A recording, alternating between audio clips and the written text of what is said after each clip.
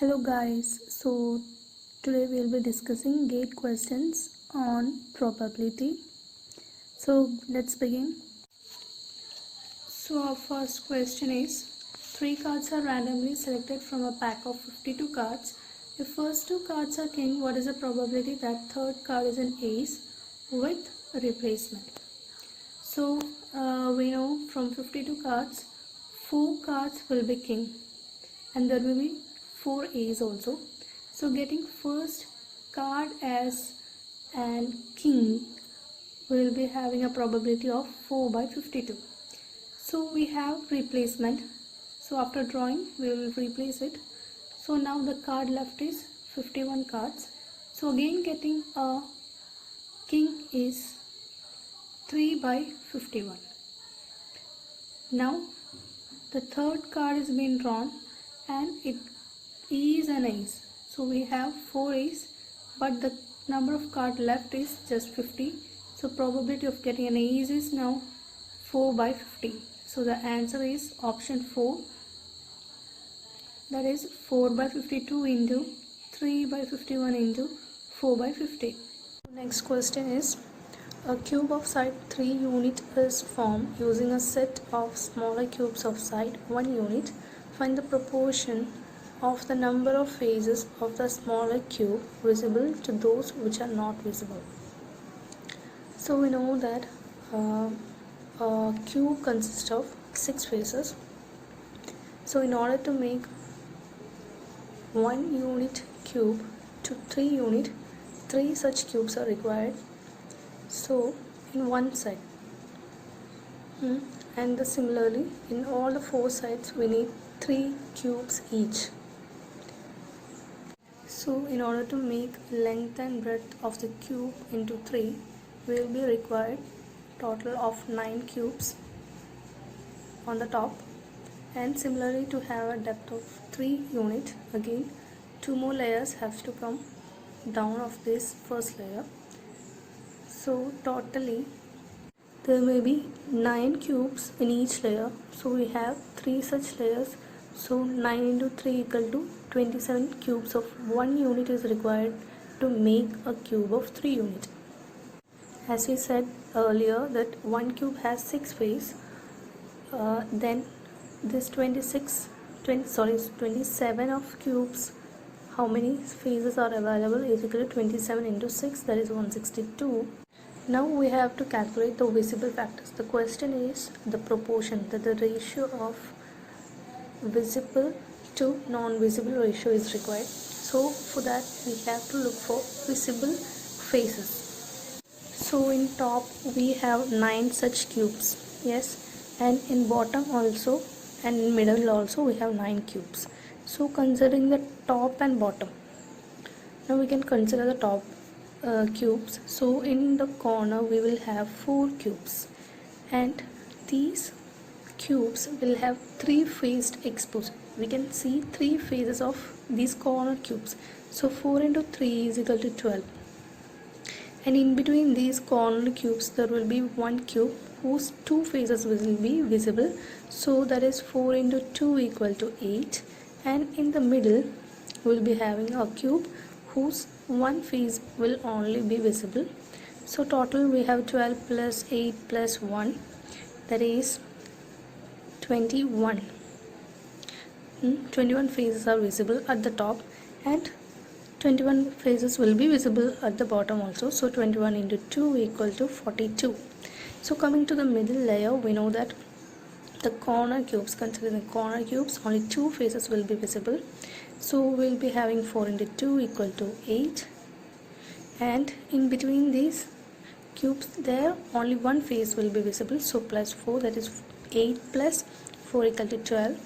So now totally how many faces are visible equal to 42 plus 12. So that is 54 faces are visible. Now taking the ratio, how many faces, if 54 are visible, how many are not visible, is equal to total number of faces minus visible faces, that is equal to 108. Now taking the ratio non-visible to visible, it is equal to 54 by 108, that is equal to 1:2. So the answer comes, third answer, 1:2. So the next question is, a container originally contains 10 liters of pure spirit. From this container, 1 liter of mixture is again replaced with 1 liter of water, and the process is repeated one more time. How much spirit is now left in the container? So here the question is, one container contains 10 liters of water, and we take 1 liter of spirit and we replaced it with water, and now the spirit level has changed. And when we are doing this one more time, when we take again 1 liter of mixture, that is spirit, there will be a mixture of water with the spirit. Okay, so the question is, how much spirit is now left in the container? So this is called alligation replacement concept. So for this we'll have a small equation, that is, to find the left amount we will have what is the initial amount. So here the initial amount is 10 into 1 minus what is the proportion we have taken out, that is 1 liter from 10 liters, that is 1 by 10. So now the answer is 10 into, that is the initial amount, into 1 minus proportion, that is 1 minus 1 by 10 whole raised to cube. Okay, so when we are doing this mathematically, we will have 10 into 10 minus 1 by 10 whole cube, that is 10 into 9 by 10 cube. So the answer is 729 by 100, that is 7.29 liters. So coming to the fourth question, out of all the 2-digit integer between 1 and 100, a 2-digit number has to be selected at random.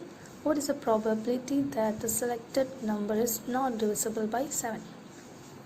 So we have to find which all numbers are not divisible by 7, and the probability have to find out. Okay, so coming to 2-digit number, that is starting from 10, we know it will be extended to almost how much, 99 numbers. Yes, 99, up to 99 there will be numbers, but we know that from 10 to 99 we have deduced 9 numbers, that is 1 to 9 is not considered. So from 99 minus 9, it is totally 90 numbers are there. And now we have to find the divisible numbers by 7. So starting from 7 1s are 7, 7 2s are 14, up to how much numbers are divisible? Is 99 divisible by 7? No. So coming to the next number, that is 98, it is divisible by 7, that is 7 into 14 is 98. So 14 numbers will be divisible by 7, but we know that 7 is not a 2-digit number, that is 7 into 7 has to be reduced. So among 14 minus 1, it is 13 numbers starting from 14. Okay, 7 3 is a 21, 14, 21 up to 98 it is divisible. So totally 30 numbers are divisible by 7. So our question is, what is the probability the selected number is not divisible by 7? So what we will do, so from total how many numbers are there? 90 numbers which are not divisible. 90 minus 13, since 30 numbers are divisible by 7, by total number, it is equal to 90 minus 13 by 90, that is 77 by 90 is the answer. So in this question we can see our equation. In order to find how much numbers are divisible by 7, there is a formula. So we have to look the last digit which is divisible by 7, we have to look. So here it is 98, that is equal to 14 plus the number, we have to find how much number, that number minus 1 from which it has to be divisible by 7 into 7, So solving this equation we will get 13 answer. So you can do either by your own method or you can use the equation. So coming to the last question, that is, what is the chance that a leap year selected at random will contain 53 Saturdays? So we know that in leap year we have 366 days, and dividing it by 7 we will have 52 weeks and 2 extra days. And these days can be either Monday Tuesday, Tuesday Wednesday, Wednesday Thursday, Thursday Friday, Friday Saturday, or Saturday Sunday. So here we needed 53 Saturdays. So we need number of Saturdays. That in this combination we have 2 Saturdays, that is Friday, Saturday and Saturday, Sunday. So among the 7 combinations, 2 of them is favorable. So probability is 2 by 7.